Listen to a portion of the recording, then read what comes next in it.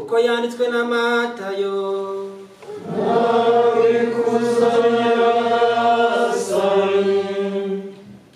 Muri icyo gihe Yesu yungamo ati, dawe mutegetsi w'ijuru n'isi, gushimiye ko ibyo wabishe abanyabwenge n'abahanga ukabihishurira abaciye bugufi. Koko dawe niko wabyishakiye. Byose nabyeguriwe na Data, kandi ntawe uzi Mwana keretse Data, nta n'uzi Data keretse Mwana n'uwo Mwana ashatse kumuhishurira. Nimwikorere umutwaro wanjye kandi mundebereho, kuko ngira umutima ugwa neza kandi nkoroshya. Muzamererwa neza mu mitima yanyu. Koko rero umutwaro wanjye uroroshye, n'ibyo mbakorera ntibiremereye. Iyo ni Ivanjili ntagatifu. Urasingiza Kristo.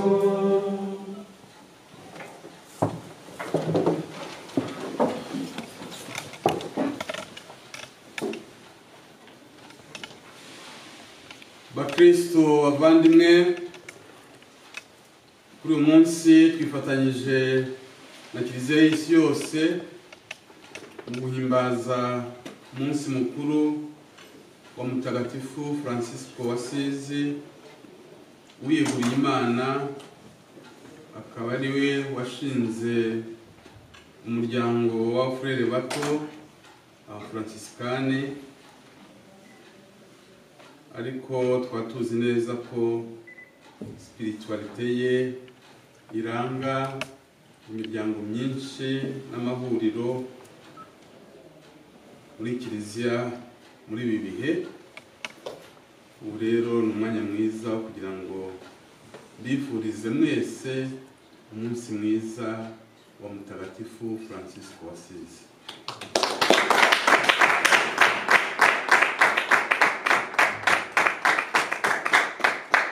Birumvikana mfite ku mutima abavandimwe bacu b'umuryango w'ababikira Mutagatifu Francisco w'Asizi, apenitente, abazirikana kuri by'umwihariko. Kuri uyu munsi bikaba byabaye ibihire rero ko dufungura ku mugaragaro hano Nyakinama novisiya y'abafurere b'abagabo z'amahoro ya Kristo Umwami. Tuzi neza ko bagendera kuri spiritualite ye y'ibyishimo, ubukene, kwicisha bugufi n'ubuvandimwe burenga imipaka. Namwe turabifuriza umunsi mwiza.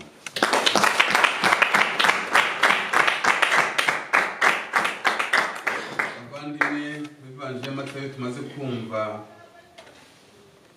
bumvise uburyo Yezu Kristo ahishuriye babiri bigishwa ba Yohani Batisita yari yatumye. Ubwo ni mu magambo abanziriza Ivanjili twumvise. Ivanjili ya Matayo yitwa 11 guhera ku murongo wa mbere, kumva uburyo icyo gihe Yohani Batisita integuza y'Umukiza igihe ari mu buroko, akumva ibyo Kristo akora n'ibyamuvugwagaho, yibajije byinshi. Umuntu yavugaho kuri Yohani Batisita habaye ikimeze nko gushidikanya ku butumwa bwe. Wari wahawe n'Imana ubutumwa bwo gutegura amayira y'Umukiza no kumwerekana aho amariye kuza. arifuza ko Yezu akura bose mu rujijo. Mbese uri wa wundi ugomba kuza cyangwa dutegereza undi? Tumvikana ko Yohani Batista integuza yari afite ikibazo gikomeye, gutegura amayira no kwerekana uje. Ni wowe ugomba wa wundi ugomba kuza cyangwa se dutegereza undi? Igisubizo cya Yezu uko tubisoma muri Evanjili ya Matayo kigizwe n'ingingo nyinshi. Abasabye kwihera amaso, kwitegereza no kuzirikana, niho bakwibonera ibimenyetso bifatika ko Yezu ari we mukiza wari utegerejwe kandi ko ari rwagati muri bo. Hari ibimenyetso rero, impumyi zirabona, abacumbagira baragenda, ababembe barakira, ibipfamatwi birumva,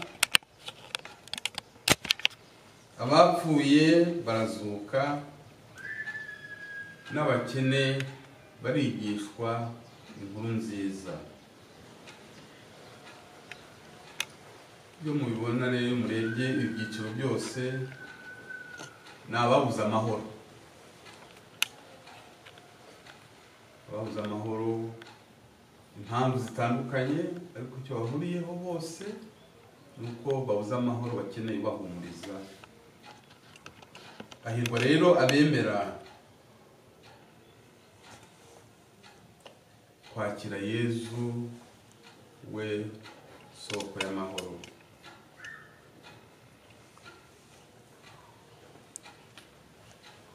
Baragowe abona ibyo bitangaza byose, impumyi zibona, abacumbagira bagenda, ababembe bakira, ibipfamatwi byumva. Baragowe ababona ibyo byose bakanangira umutima.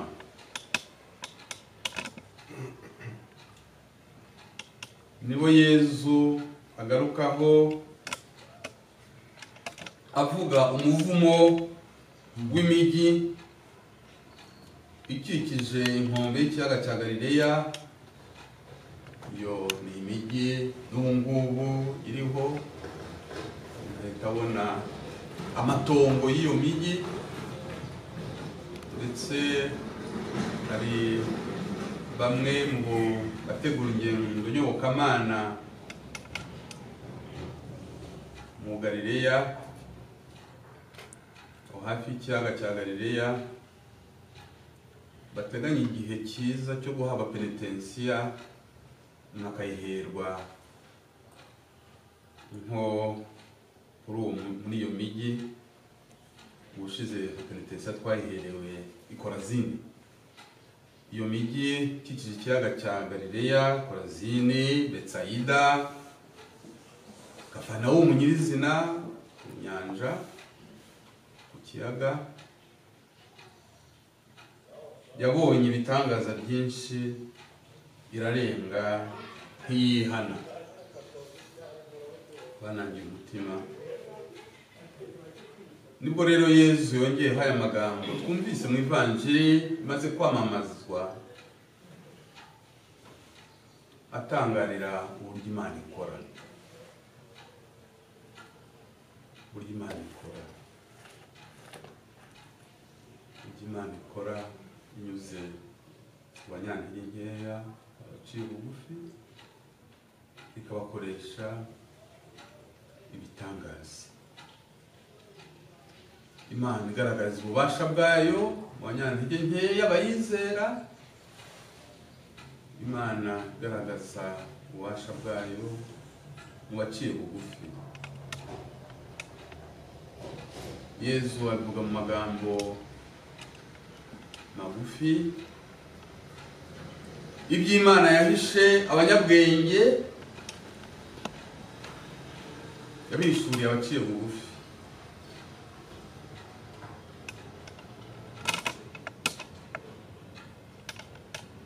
Noneho Imana buruhukiro bw'abarushye, Imana buhungiro bw'abaremerewe. Muri make Imana yigaragaje muri Yezu Kristo, byishimo byacu, mahoro yacu. Ni nabyo umuririmbyi wa Zaburi rero avuga, amagambo nayo twumvise twakira isomo rya mbere, twakira isomo rimaze gusomwa. Uhoraho, wowe munani wanjye n'umugabane wanjye, uzamenyesha inzira y'ubugingo. Hafi yawe niho haba umunezero usendereye, iburyo bwawe hakaba umudabagiro udashira. Zaburi 16 nk'uko twabyumvise. Mu mateka rero, kuva Yezu yamamaza inkuru nziza, hari abagiye bayakira bwangu. Uyu munsi dufite ingero arizo mu gihe cya Yezu, hari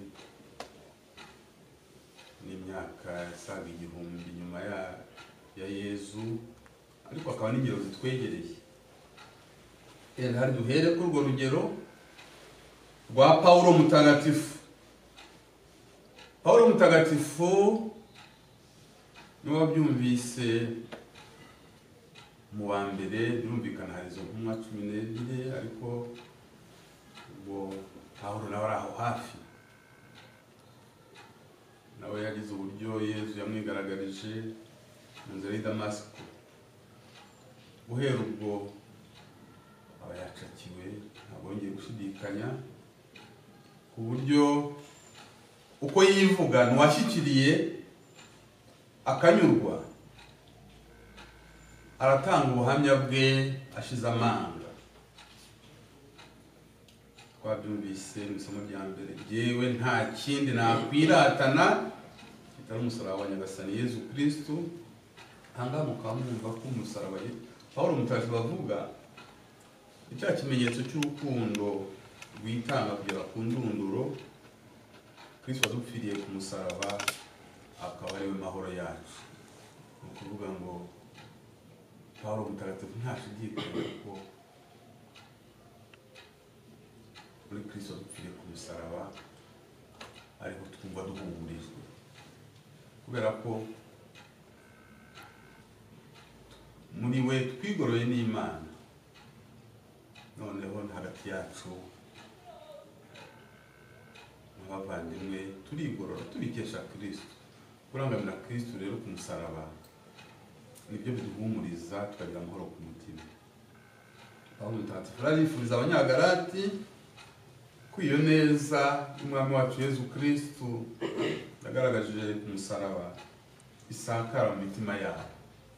Iyo neza n'ayo mahoro dukesha kumva ko twacunguwe, akaba ariyo bahamagariwe kugeza ku bandi aho turi hose igihe cyose. Bavandimwe,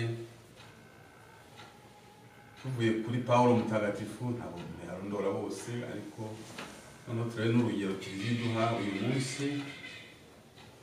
Iyo ntambwe yo kumva neza ko Yezu Kristo aturutira byose, akaba ariyo mahoro yacu. Iruhande rwe akaba umudabagiro udashira.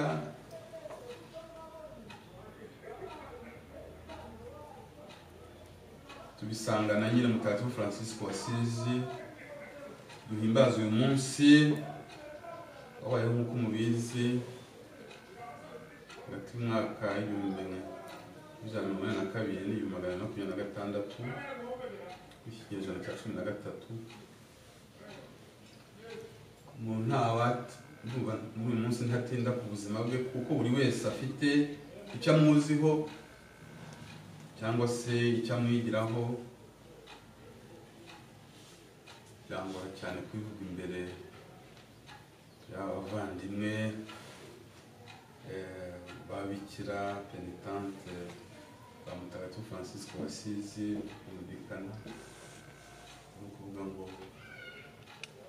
mu gihe kirambuye bagiye babwira uyu mutagatifu, ariko n'abagabuzi b'amahoro ya Kristo Umwami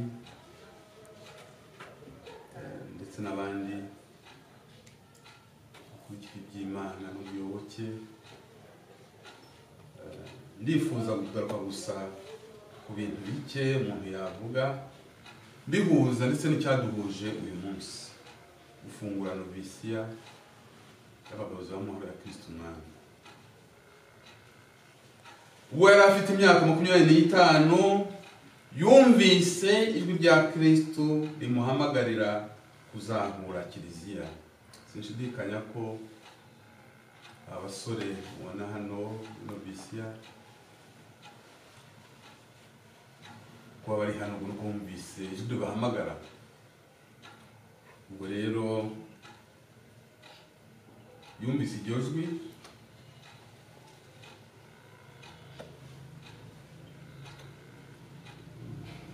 rimugera ku mutima,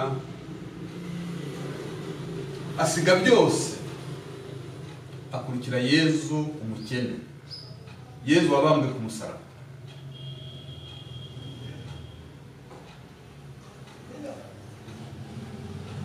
Yasanze ibikorwa byose by'umuntu yakora byose ntacyo yanganya no kumenya Kristo no kumukurikira.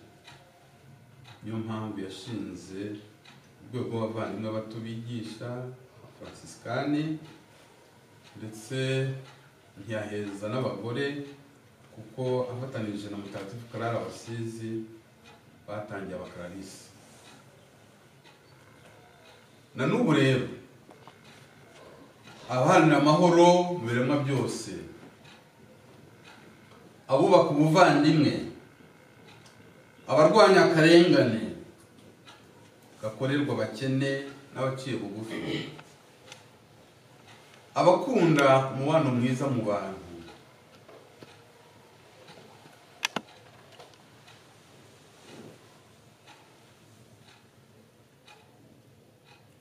abaharanira kubungabunga ibindi biremwa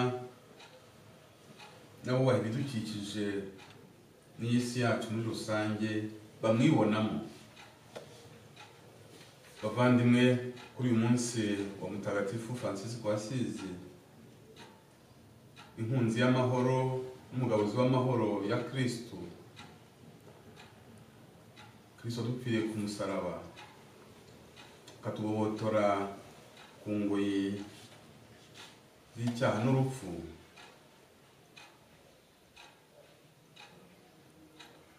tuzirikane ubutumwa bwa Kiliziya muri ibi bihe byo kugaragaza uwo Kristo, Kristo soko y'amahoro.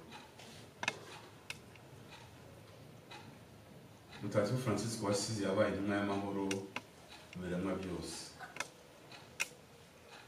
Muri urugo rero rushya, irerero ry'abagabuzi b'amahoro ya Kristo Umwami, hari icyo nifuza, ari isengesho ryiza mwese muzi, isengesho rya Mutagatifu Francisco w'Asizi.